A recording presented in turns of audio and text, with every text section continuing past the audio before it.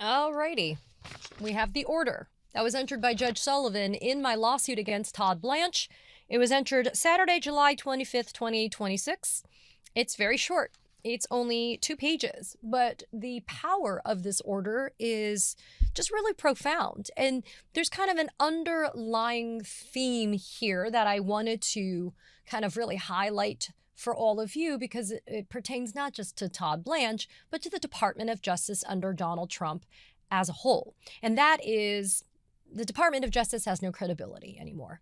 Because, for example, in this instance, Judge Sullivan has ordered Todd Blanche, the acting attorney general of the United States, to not only show up with unredacted documents on Thursday, July 30th, no later than 3 p.m., but to also show his work.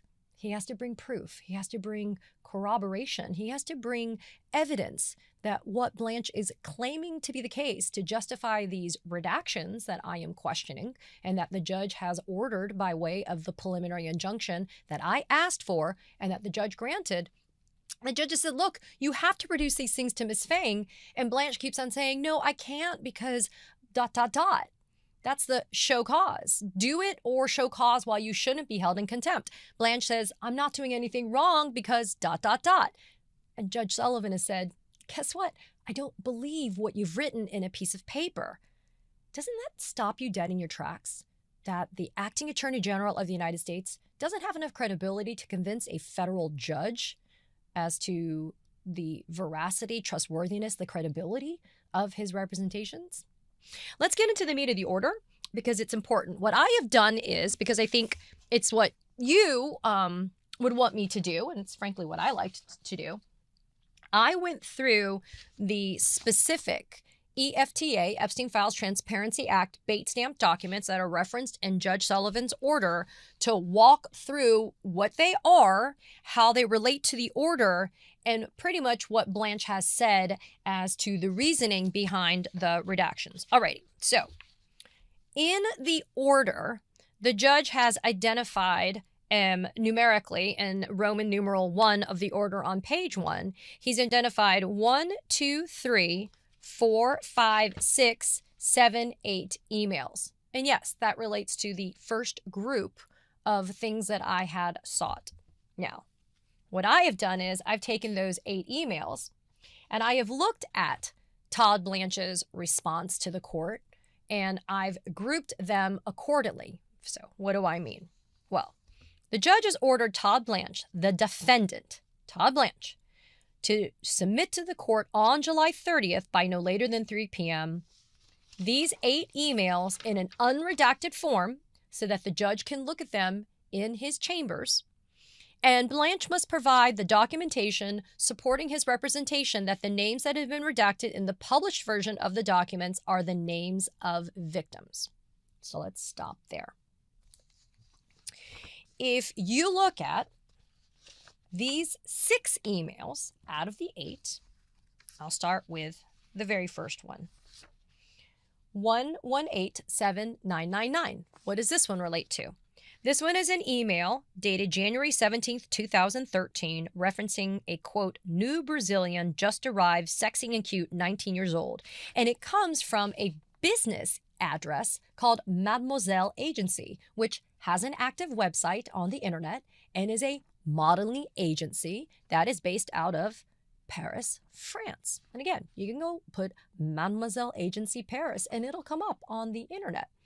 The redactions on these documents here, right, are a name and email address in the signature block, name, and then also the from and the to. Now, why would the sender and the recipient's names be redacted? According to Todd Blanche, it's because they're victims. So the victims are emailing each other about a new Brazilian, sexy and cute, 19 years old. According to Todd, that's the case. Let's move on. EFTA 1930501, one of the more disturbing ones. An email dated March 11th, 2014. From redacted name to Jeffrey Epstein. And this is the one that, again, I find to be particularly disturbing. Quote, thank you for a fun night. your littlest girl was a little naughty. According to Todd Blanche, the sender of this email is a victim of Epstein. Still going. EFTA 1928255. Email dated April 21st, 2014. Email recipient address, in addition to Jeffrey Epstein, this is redacted. The sender name is redacted. This email deals with seeing, quote, the most beautiful little girl on Madison, I think this is Madison Avenue, with long, soft blonde hair. Todd Blanche says that the sender of this email, and apparently one of the two recipients of this email, are victims. EFTA 2648868. Email dated May 23rd, 2017. Sender's identification redacted. I met redaction today, name redaction, and then the sender's name in the sign-off is redacted. This deals with, she is like Lolita, who, from Nabokov, if you guys know that is a book about a underage girl and a adult man having sexual relations with an underage girl. A child, let's just call it that, right? She's like Lolita from Nabokov, femme miniature. Tomorrow we travel to Bern for visas. According to Todd Blanche, this is a victim emailing Jeffrey Epstein. EFTA 2504630, email dated March 19th, 2018. Sender's identification redacted. Sent to Jeffrey Epstein. I found at least 3 very good young poor, but we was so tired. I will cover up this week. Meet this one, not the beauty queen, but we both likes her a lot. Again, Blanche says this is from a victim. And then email EFTA 10222356. Email chain dated Friday, September 21st, 2018 from Jeffrey Epstein to recipient redacted. And that is also in response to the redacted sender saying, my favorite from Lithuania, redaction, 19, will meet when I'm there. Looks like maybe a picture that hasn't come through. And Jeffrey Epstein's asking full name, Instagram. And according to Todd Blanche, the redactions here pertain to a victim. So those are 6 out of the 8 emails that Judge Sullivan has told Todd Blanche he has to roll up with proof that those are victims. And that is why he hasn't released them in an unredacted form. Let's turn to the remaining 2 emails because those are incredibly important. EFTA 628112. According to Todd Blanche, this email dated February 2nd, 2015 from a redacted sender to Jeffrey Epstein is a private email address with no name and would violate the Privacy Act, and that's the reason why Todd's not turning them over. This email says, quote, the key are the 14 to 15-year-old girls. I am a sexual pervert because I say they are now of a reproductive age. I do hope there's no legal jeopardy for you in this new flurry of activity. My heart goes out to you, brother. Being called a sexual pervert is no fun, less so if you have served time for the crime. 2 things. 1, not a victim. Secondly, there is no exemption in the Epstein Files Transparency Act for a private email address. Unless it dealt with the victims, which Blanche is a little screwed here. He's not claiming that it deals with the victims. He's just claiming that the Privacy Act is bigger and more powerful than the Epstein Files Transparency Act, and that's the reason why he doesn't have to turn this over. Sounds like a perpetrator to me. EFTA 749245, email dated April 24th and 25th, 2009. It's an email chain. This is the I loved the torture video email with the name of the recipient and the sender of emails by and between Jeffrey Epstein. That information is redacted. According to Todd Blanche, again, violation of the Privacy Act to disclose this person's private email address and wanted to spare this person embarrassment. And according to Todd, the reason why I have done some shitty job is that I haven't Googled the fact that Tom Massey has identified this as Sultan bin Sulayem. Okay, fine. But there's no exemption in the Epstein Files Transparency Act that says if the information can be found somewhere else, then we at the DOJ don't have to turn it over. I want to see for myself with my own eyes an unredacted email that is not sparing somebody who, sounds to me, may have been a perpetrator of child rape here, maybe, right? I want to know I want to know their name on the email address. I don't just have to trust what Todd tells me. And according to Judge Sullivan's order here, EFTA 749245, Todd has to come with an unredacted copy of this email and documentation explaining why the redactions are in the names of victims, which we know they're not. So it seems to me like Judge Sullivan has set up Todd Blanche for failure, especially on those last two emails, right? Because you can only redact if it's, protecting the identities of the victims. And so, Todd, if you show me this unredacted email and I'm the judge and I see it's Sultan bin Sulayman claiming that he was a victim of Jeffrey Epstein? No. So I want to be very clear about something. Most Medicare agents, the people who are supposed to be helping you find the right plan, they're getting paid more for putting you in certain plans over others. So I'm going to say the quiet part out loud. They've got a financial incentive to steer you, and most people on Medicare have no idea that that's happening. That's exactly why Chapter exists. Chapter's advisors are honest. They're not paid to steer you to the plans that brokers are paid to push. They are the only Medicare advisors that compare every plan nationwide, every single one. And they'll walk you through your doctors, your prescriptions, your whole situation, and tell you the truth about where you stand. And here's what I want you to know. If you're already on the right plan, they'll tell you that. If you're not, they'll help you switch. People who found new plans with Chapter last year saved on average $1,100. So call Chapter today. And under 20 minutes, you'll know exactly where you stand. So we also wanted to, when the judge ordered Todd to show up on Thursday with unredacted copies of documents from the Department of Justice that were internal. And they were the draft indictment that was prepared that was 60-something pages, dozens of counts against Jeffrey Epstein, Southern District of Florida, never presented to the grand jury because then U.S. Attorney Alex Acosta for the Southern District of Florida wimped out, gave him a pass, gave him a non-prosecution agreement, turned around, did not prosecute him, and then allowed him to do that sweetheart plea deal with Barry Krischer, who was the state attorney for the Palm Beach County State Attorney's Office. This was in the mid-2000s. Now, if we go to EFTA 38227, you see a lot of my handwritten notes because it's really important. Let me share with you why. According to Todd Blanche, the email addresses on the top, the sender and the recipient, are law enforcement personnel, and he doesn't have to turn over their names. Again, not an exception in or exemption in the Epstein Files Transparency Act. But then if you go to his response to the order to show cause and you go a little deeper, right, Todd Blanche claims that some of the names here that appear to be redacted are the names of victims. And let's be clear, there are 6 names listed, 4 of which are redacted. They are listed under co-conspirators, and it discusses when proffers were either conducted with their attorneys or with the subjects themselves. But here's where the math is off. Blanche says that 3 out of the 4 names that are redacted are victims, and that Leslie Groff's name and Ghislaine Maxwell's names do not appear in any redacted form. Why? Well, 1, Ghislaine Maxwell was a, co-conspirator and was prosecuted. 2, Todd claims that Leslie Groff hasn't claimed to be a victim of Jeffrey Epstein, and that's the reason why her name appears unredacted. But Todd has a problem. Again, there's 4 redacted names, and he says 3 out of the 4 are the victims. So where's the unredacted 4th name?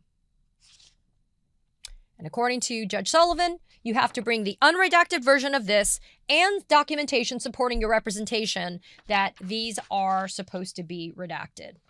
And what's also interesting, this is a 2019 email, okay? And this is after Jeffrey Epstein has been found dead mysteriously in his jail cell awaiting trial and prosecution. This is October 8th, 2019. And if you look at this email, it actually has a section called co-conspirators, and then it has a section called victims. None of the co-conspirators are appearing in the victim section. So they're distinguished from each other. There's a delineation there. And yet, according to Todd Blanche, he's protecting the victims by leaving the names redacted. He's also protecting law enforcement, which makes no sense because there's thousands of documents in the Epstein Files Transparency Act production thus far that have the names of U.S. attorneys, their emails, FBI agents, cops, whatever you name it. Their names and their email addresses are appearing, but for some reason they're not in this document. Finally, in Roman numeral 3 of Judge Sullivan's order, he orders an unredacted copy of the document bearing bait-stamped EFTA 194840. And again, Blanche must show his work. He must show proof that the names that are redacted are because they are names of victims. What is that? That is the cover page, the first page of the indictment that was drafted that I talked about. And it actually says, as you can see on your screen right now, United States of America versus Jeffrey Epstein, and then these names that are redacted. They were co-defendants in that draft indictment. Co-defendants. People, I want to make sure something very clear. If their name is appearing next to Jeffrey Epstein in the style USA versus Jeffrey Epstein and then lists those names, those are co-defendants. Those are not just co-conspirators. You can reference somebody in the body of an indictment as a co-conspirator, but they may not be charged. Those people were to be charged by way of that indictment presentation to the grand jury as co-defendants of Jeffrey Epstein. According to Todd Blanche, and Judge Sullivan doesn't believe his word just because it is, according to Todd Blanche, those are victims, and that's why their names are redacted. Now, just very quickly, I want to note a few things. I am still not having an order from Judge Sullivan on 3 very big areas. 1, the handwritten FBI interview notes that were done of the victim who alleges that she was sexually abused and physically beaten by convicted felon Donald Trump. According to Todd Blanche, it's too hard to redact them because you run the risk of exposing the victim's personal identifying information, and that's why he hasn't turned them over.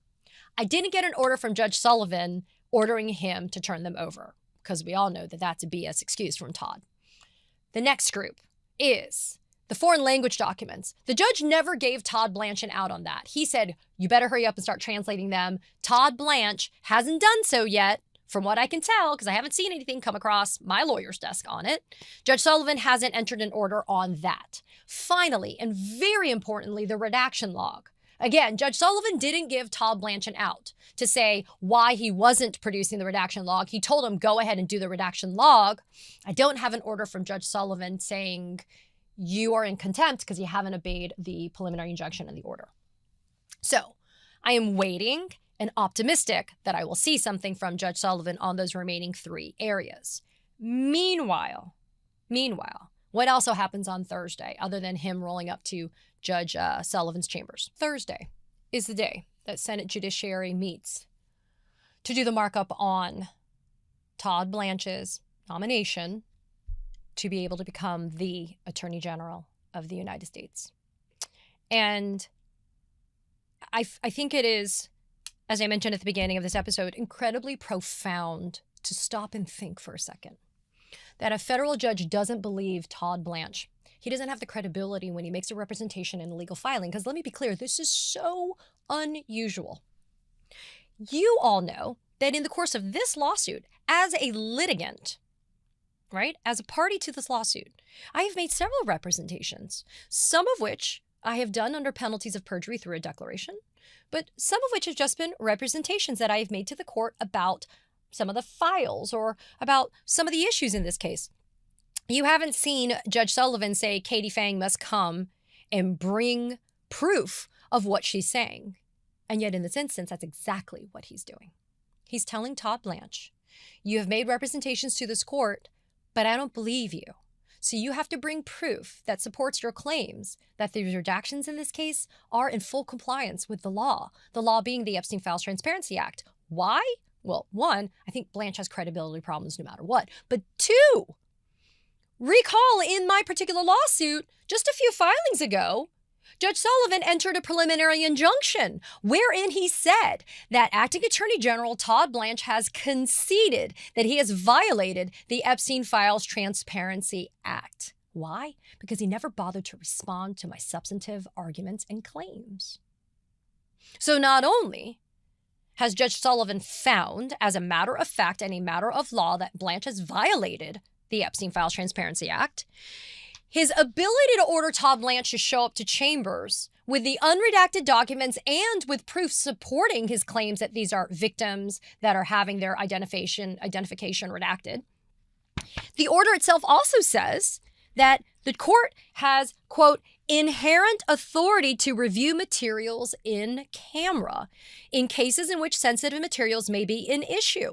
The court has inherent authority to review such material ex parte in camera as part of its judicial review function. I have faith in Judge Sullivan's ability to be able to weed through the bullshit that Todd Blanche will likely try to shovel. And it's okay if I'm not there. I knew. Was hoping I could be there, but it's okay. Because as of right now, I have an order by way of a preliminary injunction that hasn't been overturned, hasn't been reversed, hasn't been changed or amended in any way, that says that I get the unredacted documents. This is just the sideshow created by Todd Blanche. But let's stay focused on the main event. Because so far, it's been knockout after knockout by me against Todd Blanche. But the overarching big question that we all know the answer to, what are you hiding, Donald Trump? What are you hiding, Trump DOJ? And what are you hiding, Todd Blanche, personal lawyer for convicted felon Donald Trump?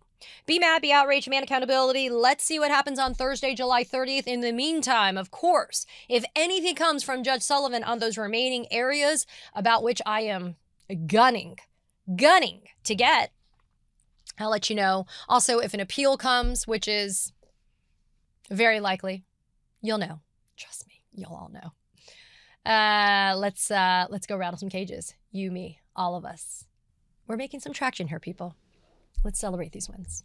Katie Phang here. We launched the Katie Phang News Channel in partnership with the Midas Touch Network so we could bring you the latest in legal and political news. Straight, no chaser. So if you're a fellow truth teller, hit that subscribe button and share the word about this channel so we can build a high information America together.